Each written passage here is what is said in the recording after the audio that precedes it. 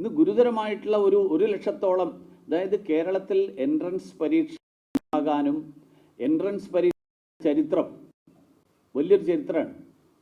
Entrance പരീക്ഷയിൽ പണ്ട് നടന്ന ക്രമക്കേടുകൾ, നിങ്ങൾ ഈ കൂട്ടത്തിലിരിക്കുന്ന എല്ലാവരും മിക്കവാറും ചെറുപ്പക്കാരാണ്. വളരെ ഞാൻ വിദ്യാർത്ഥി സംഘടനാ പ്രവർത്തനത്തിൽ 80കളിൽ അന്ന് എൻട്രൻസ് പരീക്ഷയിൽ ക്രമക്കേടിനെതിരായിട്ട് കേരളം മുഴുവൻ വലിയ പ്രക്ഷോഭം നടന്ന ഒരു സംസ്ഥാനമാണ് കേരളം.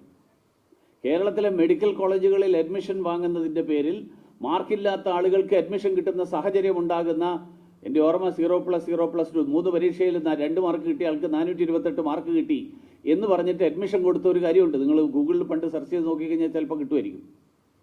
അങ്ങനെയുള്ളൊരു സംസ്ഥാനമാണ് കേരളം. ആ സംസ്ഥാനത്ത് വീണ്ടും എൻട്രൻസ് എക്സാമിനേഷൻ്റെ വിശ്വാസ്യത തകർക്കുന്ന തരത്തിൽ എൻട്രൻസ് എക്സാമിനേഷൻ എന്തിനാ? സുതാര്യത കൊണ്ടുവരാൻ, എല്ലാവരെയും ഒരേപോലെ പരിഗണിക്കാൻ. ആ എൻട്രൻസ് എക്സാമിനേഷന് പരീക്ഷ നടന്ന് ഫലം പ്രഖ്യാപിക്കുന്നതിന് തൊട്ട് മുമ്പ് അതിൻ്റെ മാനദണ്ഡങ്ങളിൽ മാറ്റം വരുത്തുക. 1 മാർക്ക് കൊടുക്കാൻ തീരുമാനിച്ച സ്ഥലത്ത് 5 മാർക്ക് കൊടുക്കാൻ തീരുമാനിക്കുക. ആരുടെ തീരുമാനം? ഇങ്ങനെയാണോ കേരളത്തിലെ വിദ്യാഭ്യാസത്തെ, ഉന്നത വിദ്യാഭ്യാസത്തിൻ്റെ മികവിൻ്റെ, ഉന്നത വിദ്യാഭ്യാസ മേഖലയിൽ മികവിൻ്റെ കേന്ദ്രമാക്കുന്നത്? ഇത് ചോദ്യം ചെയ്യപ്പെടണ്ടേ? അപ്പോൾ ഈ വിഷയം വളരെ ഗൗരവമുള്ള വിഷയമാണ്. ബാക്കിയുള്ള വിഷയങ്ങൾ ഈ ഘട്ടത്തിൽ ഉന്നയിച്ചുകൊണ്ട് ഈ വിഷയത്തിൻ്റെ പ്രാധാന്യം കുറച്ച് കാണിക്കരുത് എന്നെനിക്ക് മാധ്യമപ്രവർത്തകരോട് അടക്കം അഭ്യർത്ഥിക്കാനാണ് ആഗ്രഹിക്കുക. കാരണം ഇത് വളരെ ഗൗരവമുള്ള വിഷയമാണ്. കേരളം വിദ്യാഭ്യാസ മേഖലയിൽ മുന്നിട്ട് നിൽക്കുന്ന സംസ്ഥാനങ്ങളിൽ ഒന്നാണ് എന്ന് അഭിമാനിക്കുന്ന ആൾക്കാരാണ് നമ്മളെല്ലാവരും. പക്ഷെ കേരളത്തിലെ ഉന്നത വിദ്യാഭ്യാസ മേഖലയിൽ എഞ്ചിനീയറിംഗ്, മെഡിക്കൽ, അഗ്രികൾച്ചർ, ഈ ഫീൽഡിലുള്ള കേരളത്തിലെ ഈ കോളേജുകളിൽ മുഴുവനുള്ള പ്രവേശന പരീക്ഷ നടത്തുന്നതിൽ സർക്കാരിന് ഇഷ്ടം പോലെ മാർക്ക് കൊടുക്കാനാണെങ്കിൽ പിന്നെ ഇതിനെ പ്രവേശന പരീക്ഷ നടത്തുന്നു. ഒരു മന്ത്രിക്ക് തീരുമാനിച്ചിട്ട് ഇയാൾക്ക് 10 കൊടുക്കുക, മറ്റേ ആൾക്ക് 5 കൊടുക്കുക എന്ന് തീരുമാനിച്ചാൽ പോരെ? അതല്ല, അതുകൊണ്ടല്ലേ ഞാൻ പറയുന്നത്. അങ്ങനെ തീരുമാനിച്ചു എന്നുള്ളതല്ലേ കോടതി അടക്കം പറഞ്ഞിരിക്കുന്നത്.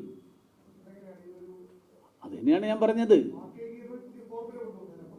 ഞാൻ ചോദിക്കട്ടെ, ഈ മാർക്ക് ഏകീകരണത്തിന്റെ പുതിയ ഫോർമുല പരീക്ഷ കഴിഞ്ഞിട്ട് ഫലം പ്രഖ്യാപിക്കുമ്പോഴാണോ കൊണ്ടുവരുന്നത്? ഗൗരവമുള്ള വിഷയമാണ്.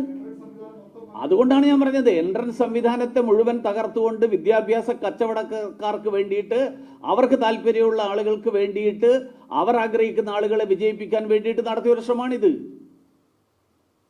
ഞാൻ അതിൻ്റെ ഗൗരവം ഉൾക്കൊണ്ടുകൊണ്ട് തന്നെയാണ് ഞാൻ ഈ ആരോപണം ഉന്നയിക്കുന്നത്. അത് തന്നെയാണല്ലോ ഞാൻ ചോദിക്കുന്നതെന്ന്. നിങ്ങൾ ആ റാങ്ക് ലിസ്റ്റ് നോക്ക്. അതായത് പരീക്ഷ എഴുതിയതിന് ശേഷം ഈ പരീക്ഷയ്ക്ക് 5 മാർക്ക് എന്നുള്ളത് 1 മാർക്ക് 5 മാർക്ക് ആക്കി കൊടുക്കുന്നത് ആരുടെ തീരുമാനം?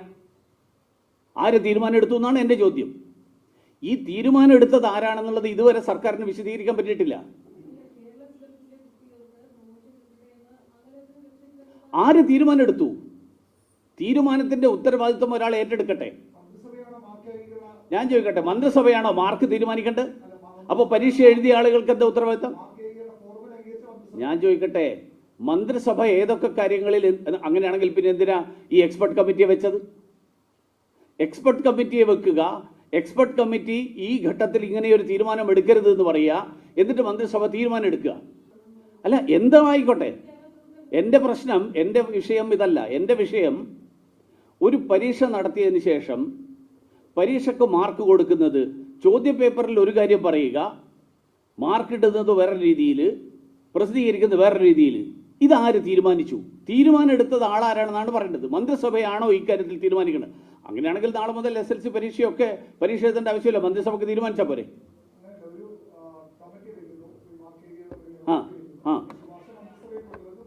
എൻ്റെ സുഹൃത്തെ, ആ കോടതി നിങ്ങൾ വായിച്ചു നോക്ക്. നിങ്ങൾ ഇങ്ങനെയുള്ള ഇതൊന്നും വായിച്ചു നോക്കാതെ ഇങ്ങനെ ചോദിക്കരുത്. കോടതി തന്നെ പറഞ്ഞിരിക്കുന്നത്, ഏകീകരണ സമിതി ഈ ശുപാർശ കൊടുത്തിരിക്കുന്നത് ഈ ഘട്ടത്തിൽ ഇത് നടപ്പാലാക്കരുത് എന്നാണ്. പിന്നെ അല്ല, ശുപാർശ എന്താ? മാറ്റം വരണം. എങ്ങനെ മാറ്റം വരണം എന്നുള്ളത് പറഞ്ഞിട്ടില്ല. അതാര് തീരുമാനിച്ചു എന്നാണ് എൻ്റെ ചോദ്യം. CPM-ന് വേണ്ടി ഇങ്ങനെ നിങ്ങൾ AKG സെന്ററിൽ തരുന്ന സാധനം അതേപടി ചോദിക്കരുത്.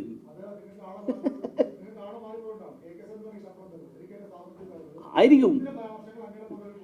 AKG സെന്ററിൽ നിന്ന് ഇതുപോലെയുള്ള മാധ്യമ പ്രവർത്തകർക്ക് ചോദ്യങ്ങൾ വരുന്നു എന്നുള്ളത് നിഷേധിക്കാൻ പറ്റാത്തൊരു കാര്യമാണ്. അല്ല ഇതുപോലത്തെ ചോദ്യങ്ങൾ ചോദിക്കരുത്. ഇങ്ങനത്തെ ചോദ്യങ്ങൾ ചോദിക്കുന്ന ആളുകൾക്ക് ഇതേ മറുപടി തരാൻ പറ്റുള്ളൂ. അല്ലാതെ അല്ല, അതുകൊണ്ട് ഈ വിഷയത്തിൽ ചോദ്യം ചോദിക്കുമ്പോൾ ഞാൻ ചോദിക്കുന്നത് എന്റെ വിഷയം അതല്ലല്ലോ. നിമിഷപ്രിയയുടെ വിഷയത്തിൽ വിദേശകാര്യ വകുപ്പ് സഹമന്ത്രി എന്നുള്ള നിലയിൽ കഴിഞ്ഞ 5 വർഷക്കാലം കേന്ദ്ര സർക്കാരിൻ്റെ പ്രതിനിധി എന്നുള്ള നിലയിൽ നേരിട്ടിടപെട്ട ഒരാളാണ് ഞാൻ. ഈ വിഷയത്തിൽ കേന്ദ്ര സർക്കാർ വിദേശകാര്യ വകുപ്പ് സാധിക്കാവുന്ന എല്ലാ ഇടപെടലുകളും നടത്തിക്കൊണ്ടിരിക്കുകയാണ്. യമനിൽ നിരവധി സങ്കീർണതകൾ ഈ വിഷയവുമായിട്ട് ബന്ധപ്പെട്ടിട്ടുണ്ട്. ഒരു വിഷയം യമനിലെ ആഭ്യന്തര യുദ്ധമാണ്. രണ്ടാമത്തെ കാര്യം, ഇതിൽ പ്രതിയായിട്ടുള്ള ഒരു കൂട്ടുപ്രതി യമൻകാരനായിട്ടുള്ള അല്ലെങ്കിൽ യമൻ പൗരനായിട്ടുള്ള ഒരാളുണ്ട്. മൂന്നാമത്തെ കാര്യം, ഈ കുടുംബവുമായിട്ടുള്ള ബ്ലഡ് മണിയെ സംബന്ധിച്ചിട്ടുള്ള ചർച്ചകളാണ്. ഈ കാര്യങ്ങളിലൊക്കെ നിരവധി സങ്കീർണതകൾ ഉള്ളതുകൊണ്ട് വിദേശകാര്യ വകുപ്പ് എല്ലാവിധ ശ്രമങ്ങളും നടത്തിക്കൊണ്ടിരിക്കുന്നു. ഏറ്റവും ഒടുവിൽ അത് വധശിക്ഷ മാറ്റിവെക്കുന്നതിൽ വിദേശകാര്യ വകുപ്പിൻ്റെ ഇടപെടൽ ഫലപ്രദമായി എന്നാണ് ഇന്നലത്തെ എനിക്ക് കിട്ടിയിട്ടുള്ള വിവരം.